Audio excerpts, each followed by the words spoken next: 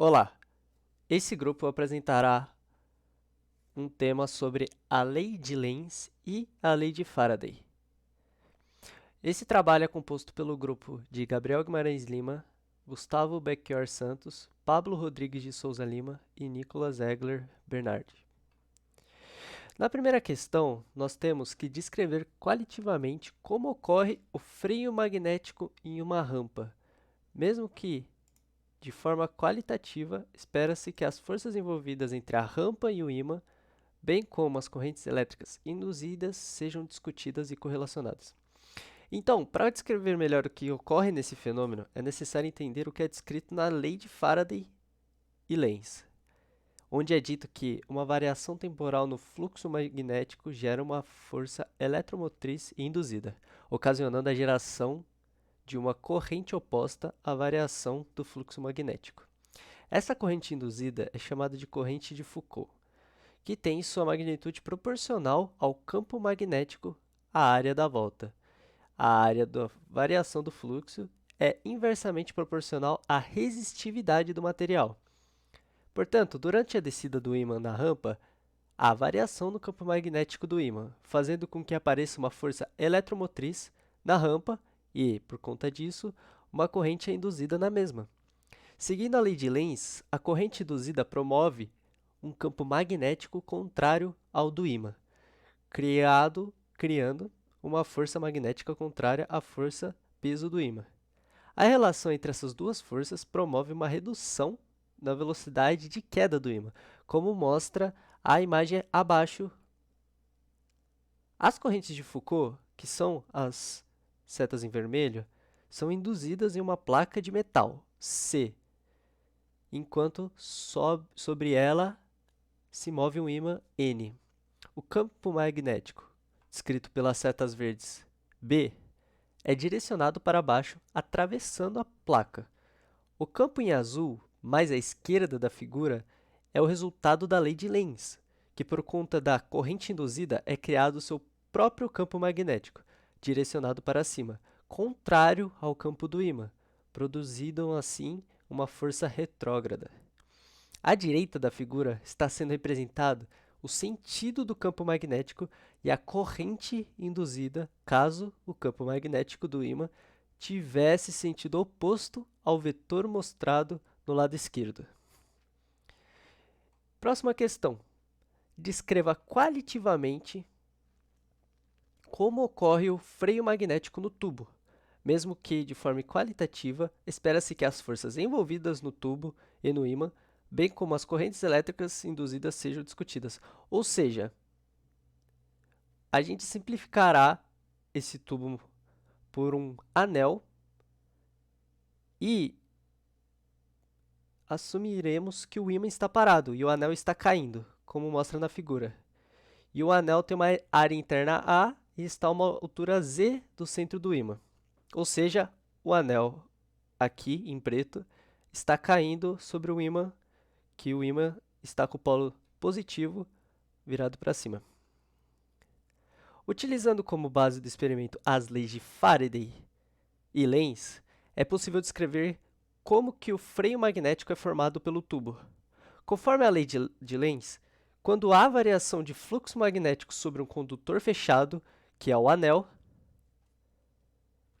existe a formação no condutor de um campo magnético que vai se opor a essa variação. Ou seja, ao movimentar o anel em sentido ao ímã com o polo norte, ou seja, polo positivo, o campo magnético do tubo terá sentido contrário ao do ímã, visto que, segundo Lenz observou, quando o fluxo magnético aumenta, uma corrente induzida surge no condutor em um sentido tal que o campo magnético criado por ela tenta impedir o aumento desse fluxo, criando um freio magnético. Ou seja, o campo do ímã criado é para cima e o do anel formará uma corrente tal que o campo que essa corrente formará será direção para baixo, repelindo o ímã, evitando com que aumente o fluxo no anel. Esse acontecimento também é bem explicado pela lei de Faraday, em que dita que quando houver a variação do fluxo magnético através de um circuito, surgirá nele uma força eletromotriz induzida, como é conhecida a diferença de potencial criada no condutor. Mas Faraday, apesar de concluir que há corrente induzida, não conseguiu formular uma lei que indicasse o sentido dessa corrente. Então, ele apenas afirmou que essa corrente, o sentido, era variável. Nessa questão, nós desenhamos o campo magnético criado pelo ímã, representado pelas setas e as linhas de campo. Então, pode-se perceber aqui que sai do Polo Norte e vai para o Polo Sul. E essas passam entre o anel. Usando a lei de Lenz, descreva e desenhe a corrente induzida do anel. E desenho o momento do dipolo induzido do anel. Como se pode ver aqui, como o campo magnético criado era para cima do ímã, como tem nessa questão 3, o dipolo induzido do anel vai estar para baixo, em sentido oposto ao campo do ímã. E vai estar para baixo, por que nós sabemos disso? Porque, pela regra da mão direita, a corrente vai estar nesse sentido aqui. Então, o dipolo induzido do anel vai estar para baixo, o sentido. O sentido da corrente elétrica em um circuito pode ser descrito pela lei de Lenz, como dito anteriormente, em que a variação de fluxo magnético com relação ao tempo a produz. E essa variação do fluxo se inicia com o movimento do anel no sentido do ímã. Como dito anteriormente, Lenz observou que o fluxo magnético aumenta, uma corrente induzida surge no condutor em um sentido tal que o campo magnético criado por ela tenta impedir o aumento desse fluxo. Ou seja, a lei de Lenz pode ser enunciada como o sentido da corrente induzida é tal que o campo que ela produz se opõe à variação do fluxo magnético que a produz.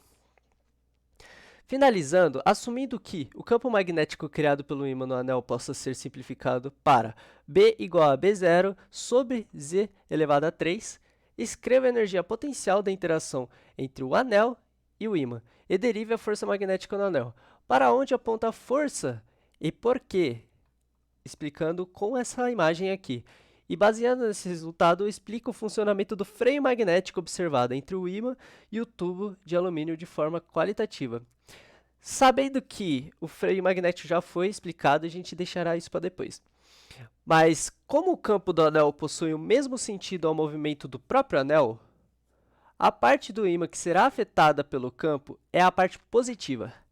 A força magnética no anel terá sentido contrário ao movimento, ou seja, de afastamento do anel do ímã, Afastamento do ímã. E, como explicado anteriormente, quando o fluxo magnético aumenta, uma corrente induzida surge no condutor em um sentido tal que o campo magnético criado por ela tenta impedir o aumento desse fluxo. Então, o afastamento do anel do ímã evitará o aumento do fluxo. Então, nossas referências foram a lei de Lenz, toda a matéria disponível, acessado em 2 de fevereiro. E é isso. Muito obrigado.